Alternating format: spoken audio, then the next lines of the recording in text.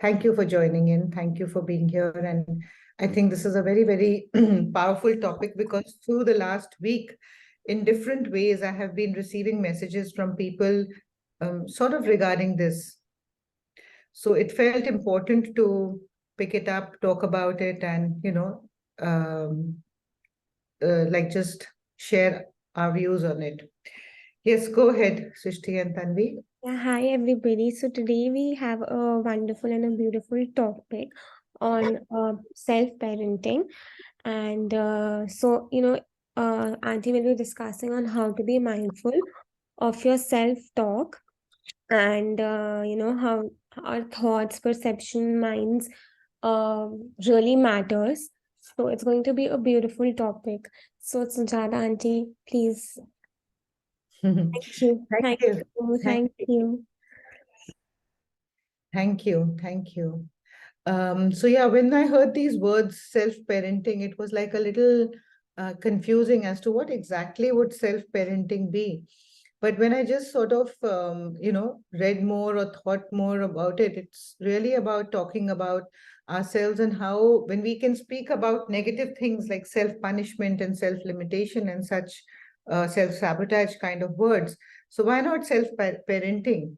Because if we are all the time, and like I was speaking to Gitanjali yesterday, and I'm going to give her she's going to speak next, that, all that we tell our children, all that we tell our children, and we try to sort of guide them in the right ways as being good parents, and we want to tell them to be in the right frame of mind.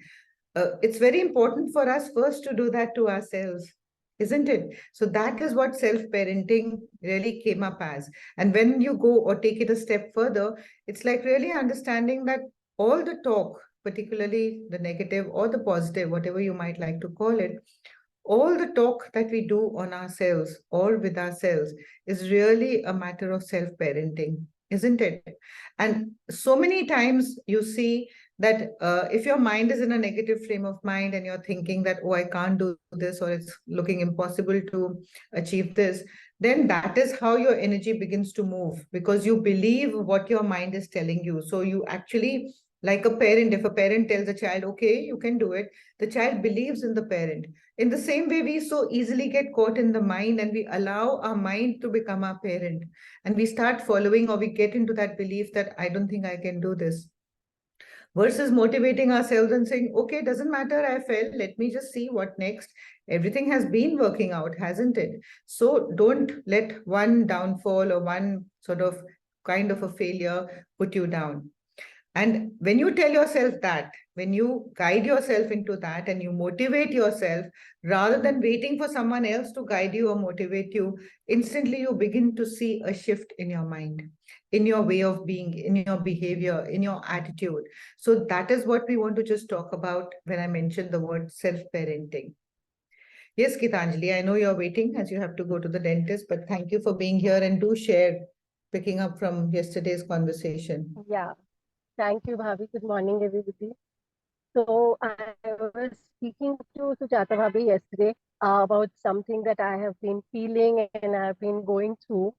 That despite the fact that things keep working out, the belief is there and the faith is there that everything is going to happen perfectly as per the divine will.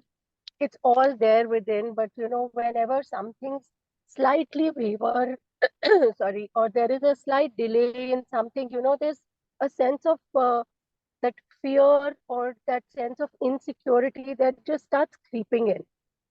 That why is it not working out the way it has to? Why is it not happening? And what if it doesn't work out? How is it going to impact the whole work situation or the family situation? Those kind of emotions just creep up. Then you have to just silence yourself a little bit, but it's always not very easy to silence yourself.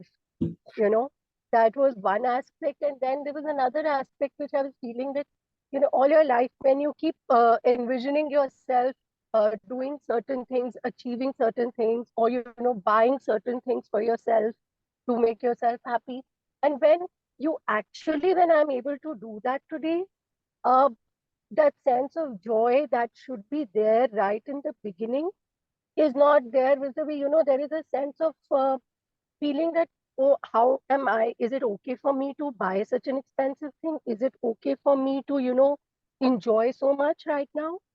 And that kind of a feeling comes in, and after a couple of days, it settles that, okay, fine, no, I deserve it. So that feeling, my question to Bhabi was that why is it that I'm not able to, feel that, yes, I am worthy of doing it for my own self and feel good. And she So, also asked me that, since she's a Reiki student, she asked me that, should I give Reiki to the back heart chakra because the back heart chakra is for receiving? So I said, no, not at all. You can't jump to the back heart chakra right away, right now. First, feel worthy and deserving of it. So work on the lower chakras because these are your fears, your anxieties, your lack of self-worth, lack of self-trust that you are, that you're not allowing yourself to receive. And again, when we just heard her, if you hear some of the things that she said, there is so much of self-bashing in her conversation, isn't it? The mind is telling her, do you deserve it? Is it really, is it worth, are you worth that thing that you can buy such a thing or enjoy such an aspect? So whatever the event or the issue is not important. It's actually this whole thing of not feeling good enough or not deserving enough. And instantly, she even mentioned that, when her son was or her daughters are looking for kind of admission into colleges or universities, yeah. they say, oh, that's very difficult to get in. So instantly, she corrects her child, saying that, no, why do you think like this? Of course, you're capable. So let's put in your effort.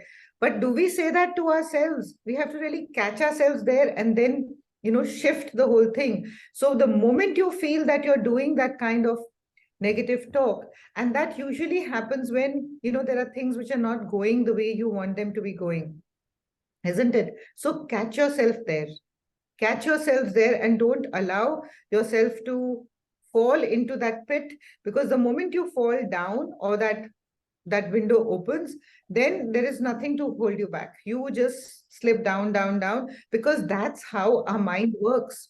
We get into that fear paradigm, we get caught in the lower chakra issues, and then all the fears, all the past, failures in that aspect come up. So catch yourself there, parent yourself there, tell yourself, even if it does not sound real, tell yourself at that time, of course, you can do it. Of course, it's okay. It's okay if you couldn't do it. You did your best. Come on now, let's just move on to the next. And see, you'll see that instantly your whole energy and your mind will begin to operate from that aspect. Yeah. Thank Yeah. you. So, as I was just telling you yesterday, that for other people, to encourage other people, everything from these talks, we're able to give it to everybody else and not to our own selves. That is something that, like you answered that question, something I think we need to just get right there within ourselves. True. True. Yeah, absolutely. Any other thoughts, Nina? Anything you wish to share when we speak about self-parenting? What does it bring up in your mind? Or do we even resonate with this?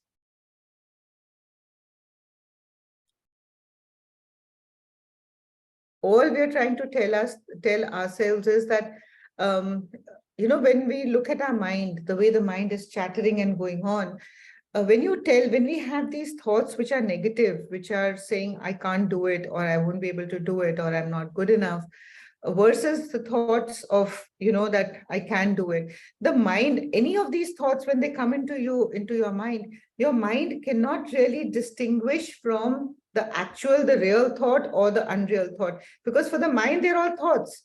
It's what you start believing, isn't it? For the mind, it's simply mind chatter or thoughts. So it's just what you start believing that leads to this. Because the mind does not have the ability to sort of identify which thought is true and which thought is like not true. So the mind just follows whatever is the stream of thoughts that is coming up. So your awareness, the higher awareness that is there within you, has to stop there and totally shift the mind focus, shift the mind chatter, change the course, Or at least if I say, if you're in a very, very deep negative space, come into a space of neutrality. Come into a space of neutrality, and then you will come into the positive. Invariably, you will come into the positive. And a lot of times when we do affirmation work, we say in energy work, fake it till you make it. When someone says that, okay, I'm open to the abundant blessings of the universe, or I deserve the abundant blessings of the universe, there'll be a voice in your head which will say, do you really deserve it? Are you good enough? And instantly there'll be a crossroad where you can either be believing it or not believing it. So that's the point where you need to catch yourself and instantly shift it to, not listening to that voice which is saying, what nonsense, you don't deserve it. And that voice from childhood, or, in your growing up years, there were things that did not make you feel good enough, come up, all those emotions, those imprints come up. And then we start believing in it and we just get carried away in it. So that's where you have to catch yourself and say, okay, now let me go from here. Let me just at least say that, come into a space where I'm in a neutral space, not in a negative space. Nitika, why don't you share? Because it's difficult to read the messages. It would be lovely if you just spoke up and shared what you're writing.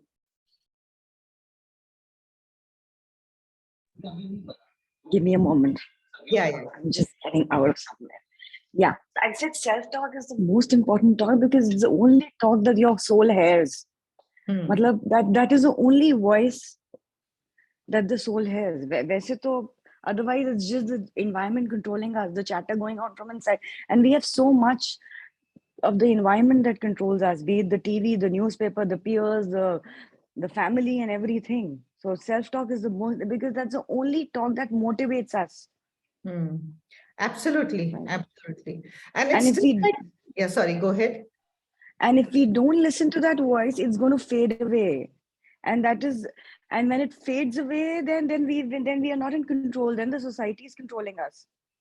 Absolutely. So listen to that voice. Yeah. When we say society, it's just all these thoughts that we believe in, isn't it? So in the same way, when we are in a space and, this mind chatter comes up, and when she said that we are the only real source that can motivate ourselves, understand that, there are a lot of people who are well-wishers. We have teachers, we have mentors, and we have parents. And these are the people who you really trust and listen to, isn't it? If your teacher tells you something, if your mentor tells you something, if your parents tell you something, especially as a child in your grown-up years, that seems to be the ultimate, isn't it? And you listen to it, you believe, because as a child, your brain has not looked beyond that. So whatever your parents say is the ultimate or is the truth for you. And you start believing it. And that's how our belief systems get created. And today, if we are parenting children and we are ourselves not believing what we are saying or where we want to be, then obviously we will, not be guiding them in the way that we ideally should be. Does that make sense? And your mind, as she mentioned, by default, we go into the fear paradigm because it's always about being careful, treading safely. If there's a new thing that you're trying to explore or step on, a parent will say, why not? Just go, try it out. It's okay. It's a new experience. Don't think that you're failing, but till the time you don't try it, how will you, get the taste of it, or how will you achieve it? Don't we hear ourselves saying this to our children all the time? In the same way, we need to say this or share this with ourselves too. We need to motivate ourselves also. That's very, very important, because that, if you believe in what you are saying, nothing in this world can shake you up. Nothing in this world can make you fall down. So it all comes down to just fully believing in what you are saying or what you are, telling yourself. Yes, Rachna, go ahead. I really resonate with what Vinita was saying, but a lot of times the positive self-talk, we don't even realize that that's positive because it just leads to action. We move forward and we are in that very happy state with no doubts. So there are times that, yes, there is like positive self-talk as well, but most of the time, the the self-talk is not just our own self-talk, it's also what we are hearing from our own loved ones at times. So it's like one needs either that reassurance, or one feels, the emotions of fear or lack of self-worth, that all come out because it's like your past baggage is being reminded or is coming out, even though no matter how much one tries to let go of that. And what's in my personal thing, and you're just so right, it's so easy to do it with kids, with our own children, because there's so much of awareness. But when it comes to ourselves, if we are very aware, and there and then, if there are simple tools or something that we are able to use, if nothing else, just take ourselves away, it could be a simple chant or just breathing. It never takes me to that positive thing, but it just neutralizes me, where I'm not going into this further spiral downward trend. And then, either use Reiki or tapping or whatever to just come out of that. Yeah, absolutely.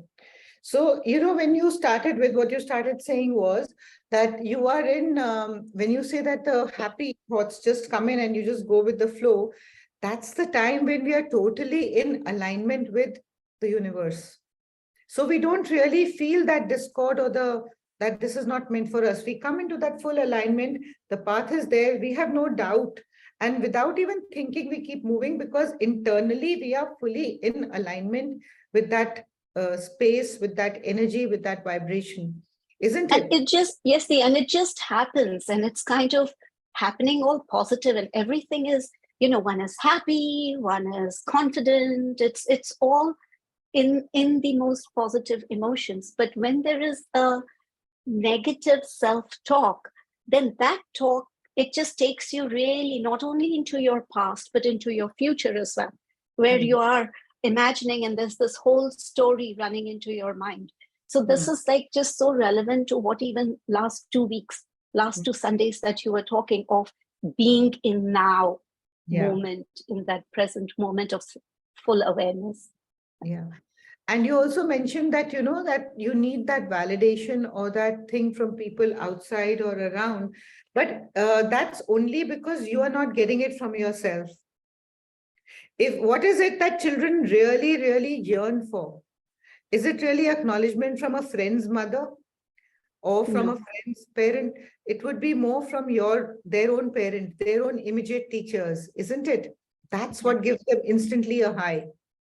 There may be other people, there may be elders, grandparents, friends who might be praising or appreciating their efforts. But when it comes from a parent, I mean, all of us are here. Shouldn't we ask ourselves if that validation comes from our parents, even now when we are grown up adults, doesn't it mean different? If your parent at this age also, we're all adults and grown up here, though I see Kyra is here who's young. Kyra, we would love to hear your views on this. We're always yearning from childhood for that love, for that appreciation. And in fact, as we grow up, our world is only limited to our parents. So whatever it is, before we step out into the society, whatever it is that we are getting, or our foundation or our base, is really with our parents. And when we start getting appreciation and acknowledgement there, then we don't go out with any doubt. Versus when we are hearing negative things from the parent that she's not good enough, or she just can't do this, he just is not capable, then they step out with that doubt.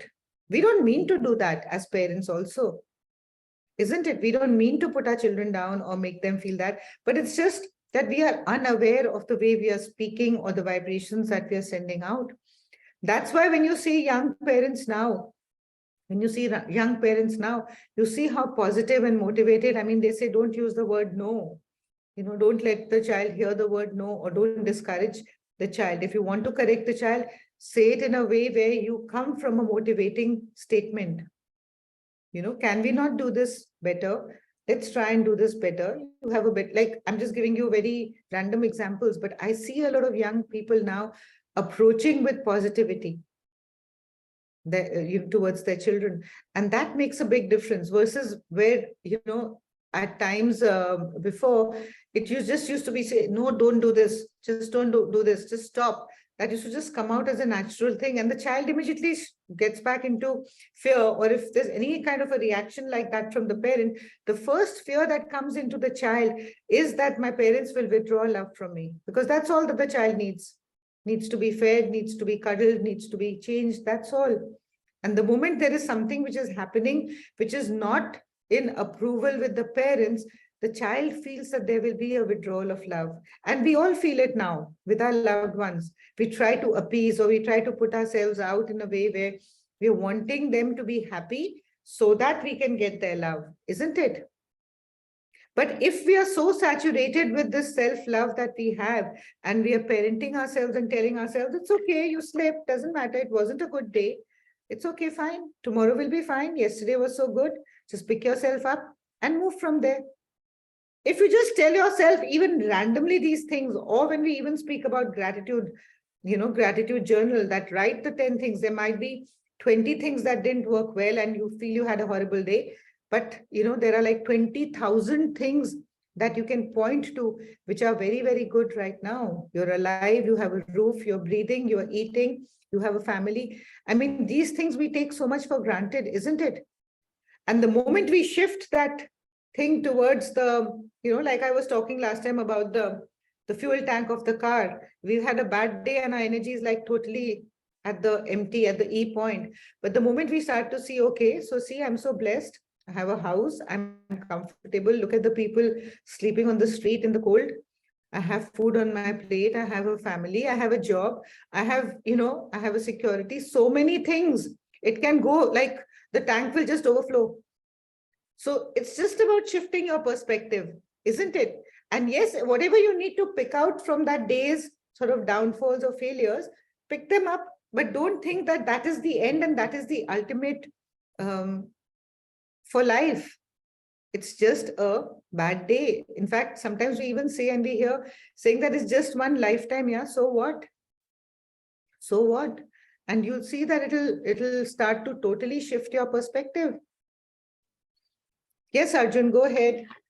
This new young parent, welcome. Yes, something you said really, it just struck me right now. So I have a 4-year-old and a newborn, and I think all 4-year-olds, all parents will agree, can be extremely frustrating, and like we do get angry. But one thing we made a conscious effort to always tell him is that even if we're angry, we always love you, Yeah. whatever happens. And then it got me thinking, the setup statement we do for tapping is, even though I'm feeling this negative emotion or whatever, I love and accept myself. And I realized the same philosophy on parenting is, you tell the child that whatever happens, we still love you. Whatever we're feeling, don't worry. Yeah. We should first apply it to ourselves, and that's what tapping does for us. That whatever's happening, you fully love yourself, and then it becomes better. I think that is something that I've not been good at, which is self-love. And I think what you said just struck me, that if we're doing it for parenting, we should also do it for ourselves. Yeah. And also, when you say this statement, thank you for bringing this up. It's a very, very powerful thing, because it applies to all of us. So supposing we are feeling angry and we are tapping for anger, and we say, even though I'm feeling this anger, I deeply and completely love and accept myself. So I'm accepting and loving myself minus the anger. Because the anger is going to change. Tomorrow it's going to be rejection. Then it's going to be, say, insecurity. Then, like, every time that feeling or that negative emotion that we are feeling, which we feel all the time, it changes like this, isn't it? It changes like this. Suddenly I was feeling down in the dumps. Now I'm really feeling rejected. Now I'm feeling depressed. Now I'm feeling angry. Now I'm feeling like unworthy. And it just takes you into that. So all those things keep changing, but I accept and love myself, because that is just something which is so temporary, and yet I acknowledge and I allow myself to feel that emotion. But I'm at a higher platform where I don't allow this to impact me in the way that it can drain me. I still love myself in spite of the emotion, so it's okay to feel those emotions. Usually, what do we do when a child is hurt or crying? We try to distract the child. Isn't it? We say, oh, aap gir gaye, cheeti mar gayi, darwaze ko maar do. We are putting the blame on something outside rather than telling the child, You fell down, you should be a little more careful, but okay, feel the pain. Why will you say kuch nahi hua? Kuch kyun nahi hua? The child is feeling the pain, na? So for the child, to bahut kuch hua. He's crying in pain and you're trying to say, oh, nothing happened, nothing happened. Of course, something happened. So acknowledge that emotion, but love yourself in spite of that emotion. A lot of times we hear ourselves, like even when I was talking to Gitanjali yesterday, why do I feel this negative emotion? When I know, I have studied it, I understand it intellectually, but my vibrations still fall down. I still start feeling unworthy. I still don't trust myself. Why is it that? That is more sabotaging than anything else. Okay, so I'm feeling unworthy today. So question, am I really unworthy? Ask yourself. Instantly, there'll be a no that pops up unless you're really in a dark space. And the moment you question yourself, you parent yourself, you ask yourself as that little child you would ask, instantly you'll get your answers. You don't need anybody else. Yes, Manisha. Sujata, I have a question. I don't know how it is related to parenting ourselves. Sometimes, when like any family members tell me something which is not acceptable to me, most of the time it happens that I ignore it. But sometimes I answer back also. And when I answer back, things becomes little easier and I feel happy also. That I have, told that person the right thing and I don't feel any guilty. I don't feel bad about it. I feel happy about it. Is it wrong? No, it's not wrong. You're coming from a space where you're speaking up for yourself. So why would you not feel good about it? And why would you want to feel guilty if you're coming from a good space?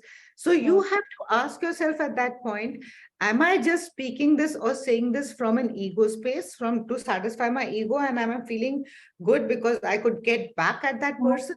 Or am I coming from a space where I'm honoring myself? And yes, it may not be taken well by the other person, but I'm not feeling guilty because I spoke my truth.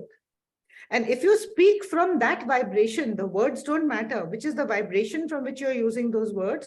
That is what matters. You could be very angry and you could tell somebody something which is just not going to be taken well, but you can say it in a way and with the energy that it will be accepted.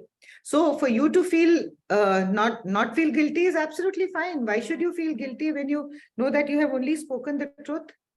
You have only spoken the truth, and that's all that is there to it. And if the other people don't take it well, then they need to reflect on it, isn't it? It has nothing to do with you. Okay. So yeah, just ask yourself. Don't get into a space where it will be like an egoistic feeling good, like I put the other person down, I gave it back to her or him. That's not the space that we are looking at. It's coming more from a settled space that, okay, if they have the option to say what they feel, so do I. So do I, right? Right? And I don't mean to hurt them in any way. I'm not coming from a space where my focus is to hurt them, because then I'm just doing the same thing that they are doing. Okay. Thank you. Thank you, Sujata. Yes, yeah. Thanks, Manisha. Thank you, Manisha, for actually picking this line. And thank you, Auntie, for actually showing us the very thin line difference between that is it coming from the ego space or is it genuinely I'm feeling, for myself? Because I'll tell you, most of the times we don't ask this question. And I am very grateful to this that I've just joined recently, maybe because I had to hear this. Something that just happened very recently in the office, and you know me pretty well. I never used to honor myself, and I would just fall into the prey of the others when they said this has to be done. Even though I wouldn't accept it, I would just go ahead and do that. But this time I did say no to it, which is very difficult for me, but I felt happy, like how Manisha said, even she felt happy. But now that I reflect upon it, maybe it was my ego. So maybe you're absolutely right. We just need to take a pause and ask ourselves, you sure is it my ego or is it genuinely me? So thank you for highlighting that, Auntie. And thank you for teaching us this very moment also. This important, very, very important part. So I'm going to pick up from where you've left it. When you said that, okay, so I feel it is from my ego. Again, we don't need to bash ourselves up because, okay, so I've identified that it's from my ego. And maybe I can sort of, do a little forgiveness for myself or with the other person in whichever ways one is comfortable, because that's not the way I want to be. And that's where, again, you come in as a parent to yourself and say that, okay, so now you did this mistake. You don't want to be called an egoistic person, isn't it? The other person spoke to you from an ego space, but you did the same. So what is the difference? But you want to escalate to a higher level or a higher vibration. So either in some ways you will cover up or go and present yourself to that person, depending on how the situation is. I don't say that for everybody, because it could be a house situation where it's very different versus an office situation where it could be very different. But in your own ways, you could come into your heart space and say the same thing. And if you really want to do it, you will see that you will get an opportunity, you will get a situation. God will create it in such a way that you're able to, sort of mend that statement and move from the head to the heart. Wow. As you say, I reflect back and it actually happened, Auntie. Yeah. Although I know that I didn't use my ego at that point of time, but yes, for me to say no was a very, very heavy thing, and I did reflect upon it. But something in me did tell me that it is all right. But now that you're mentioning about this, that you get a situation, maybe there was a slight ego also in that. I want to ponder on it. But yeah, you're absolutely right. I did get an opportunity to go back and revisit and settle things out between the person and myself. And also when the moment you've identified that this is my ego, it is coming from an ego space, your ego will not let you identify it, isn't it? Your mind will say, so what? She gave it to you, give it back. It's only when you soften and you come into that high vibration of love or from your heart center that you'll say, okay, so I don't want to be called this person. It's not about the other person. I don't want to make the other person feel bad, even though my ego will be fully satisfied if the other person is suffering. But I don't want to be that person who's giving suffering to anybody, because then it's just like a table tennis match. I'm throwing this from here, she's throwing this here. Then there's no thing. Sometimes they win, sometimes you win. But if I come into that space, and like you said, I will only be able to mend it when I come from a heart space. And the moment I do that, my energy gets lifted, and how good I feel about myself, isn't it? Yeah. Pat yourself for that. Very, very important to pat yourself for that. Okay, thank you, Auntie. Thank you for mentioning this. Yeah, thank you. Thank you. Yes, Rachna, you raised your hand, you put it down. I just wanted to add to that many times, we don't say no simply because, and especially in a home environment, because you just want harmony or you don't want disagreements or conflict. But I've experienced that, if we are truthful and if we are expressing our views, and with the understanding that it's we can agree to disagree, the negative, then one doesn't get into that negative parenting talk or self-talk. But if we aren't able to express ourselves and we've just gone with the flow because we just want harmony, we don't want conflict, even though at a surface level things are calm and happy, but then one gets into the negative self-talk because something deep down is troubling and bothering us. Yeah, but then we tell ourselves also that no, just to make it comfortable and easy. Even if it is like, okay, a motivation to get up and go for a walk in the morning, you'll pacify, how nicely you'll pacify yourself. All your self-love will come for yourself at that time, isn't it? Yeah. It's not in the right way. You know what I mean? Yeah. So it's like how we say that no to ourselves. It's okay. You can be in bed that extra hour, go in the afternoon. It's too cold. I mean, your mind will give you all the reasons. Yeah, but when what I was trying to express is when one is able to share one's view or express one's emotions back to, what Arjun was saying, that you were saying that we can acknowledge our emotions. This is how we are feeling. By doing that itself, one is not getting so much into negative emotions. Thank you. Absolutely. Absolutely, Rachna. Very, very valid. And that's exactly the thing that we need to reflect on. And when we are talking to ourselves, or when we have, whenever when do we need to reflect on these things? Why are we doing all these talks, and what is it that we are trying to bring ourselves to? It's that, through the day and through days and through the weeks and months, whenever you're feeling uncomfortable, you're feeling upset, you're feeling angry, you're feeling any of the lower emotions, that's the time you need to reflect on what is it that your mind is believing, because nothing is the truth, nothing is the ultimate truth, isn't it? That's the time you need to reflect on it. It's even like how so many times if we just believe that we are sick, we are sick, we are sick, and we believe that, we manifest that disease or that illness in our body. Just like I was telling Gitanjali yesterday when she was saying that, how can this be? I said, the more you start believing that, as your mind is telling you, you're not good enough, you're not good enough, then even when everything is just fine, everything is fine, you're progressing in the right way, you are actually manifesting and creating or inviting in that negativity into your life, isn't it? So catch yourself there. Catch yourself there. And the moment you start patting yourself on the back, like Pooja just mentioned, if she went and after that she acknowledged that it was her ego space from where she spoke, and then she comes back and resolves it and comes back into her room and pats herself on her back and says, good, it'll make you feel so good. Just pat yourself on your back and say, wow, that's so wonderful for you to be able to understand, acknowledge, and resolve it. Don't you have that sigh of relief or that feeling of comfort when you do something like that? Doesn't it make you feel so good about yourself? And you keep thinking, okay, so I went and apologized or I said something. Now he should come and say, wow, you're such a good person because you acknowledged or you appreciated. Forget about the other person. Come back, look at yourself in the mirror, pat yourself on the back and say, wow, you did such a good job. Try doing this mirror work, just looking at yourself in the mirror and looking at yourself and saying, before you step out, saying, wow, it's such a wonderful, wonderful day. And it's going to be the best day of your life. And step out with that bounce in your walk, and you will see that you will attract that.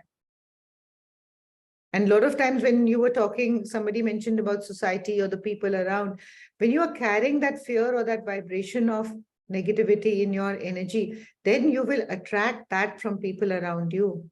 You're moving with that self-doubt, people will only show you that you're not good enough. So be your own parent. Parent yourself carefully. Think of what are the thoughts that are coming in your mind. Stop yourself there and then. Reach out for help. Speak to friends. Go out. Do something that you like to do. And when I say speak to people, don't speak to people who will further victimize you. Just do something that you love to do. Go out for a walk, connect with nature. Nature is the best way to get back into your own self and ground yourself and come into alignment.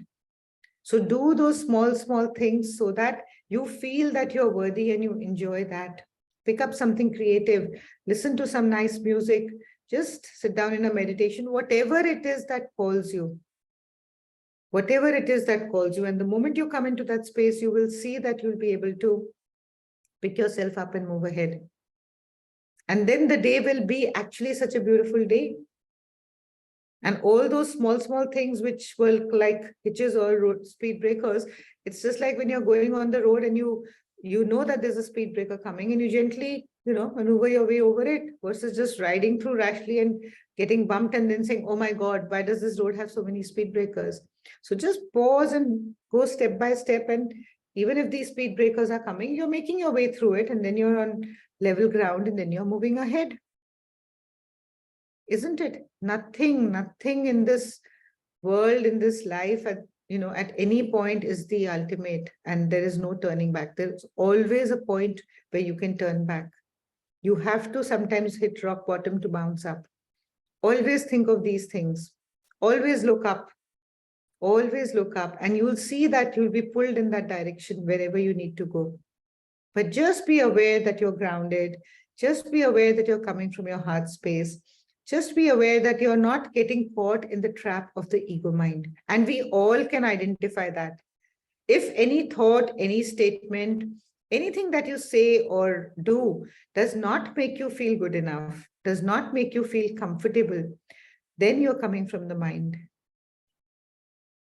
And if you're able to see the difference, you are a heart person, you see yourself that, why did I have to say it? Why did I need to bring this up? Instantly you'll be able to do that. Versus just walking away that, okay, forget it. He's not good enough or she's not good enough. That's all judgment, all low vibrations. But the fact is that now you can identify that. And even if once in a while you slip into it, it's not the end. That's your growth. You're able to go, apologize, forgive yourself, forgive the other person. They may even not acknowledge your coming and forgiving, asking for an apology. But you have done it for yourself, and that's all that matters. You are not accumulating more and more negative debt for yourself. So reflect on what you're saying, reflect on your thoughts. And we know that if the thoughts are too overpowering or overbearing and we just cannot disengage, just let the thoughts be where they are. Come back to your breath. Come to the tip of the nose and breathe with awareness. Yes, Pooja, go ahead. So like many out here, and I just want to thank you from the bottom of my heart for teaching us the word awareness, for teaching us how to be aware. I think it's the very simplest thing, but it's so difficult for us to actually accept it and be aware of being aware. So thank you. I just wanted to say this to you. Okay.